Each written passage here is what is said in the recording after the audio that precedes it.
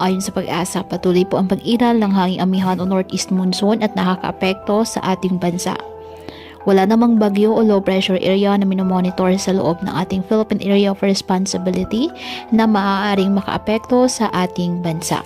Samantala, dahil sa amihan, may gale warning na nakataas ngayon sa Agusan del Norte, Dinagat Island, Surigao del Norte kasama ng Siargao at Bocas Grande Island, Surigao del Sur, Eastern Coast of Davao Oriental, Zamboanga del Norte, Misamis Occidental, Northern Coast of Lanao del Norte, Misamis Oriental at Camiguin, kung saan delikado pa rin ang pumalaot lalo na ang ating mga kababayang mangingisda at may maliliit na sasakyang pandagat.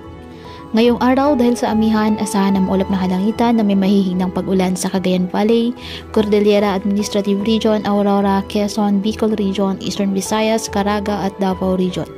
Habang sa nalalaming bahagi ng ating bansa kasama ng Metro Manila, bahagyang maulap hanggang sa maulap na halangitan with isolated light rains dahil pa rin po sa amihan.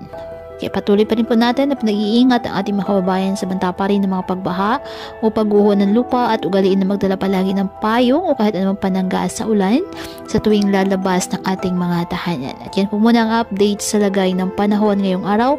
Muli patuloy po tayo na mag-ingat at palaging tandaan, God loves you. Stay safe and God bless.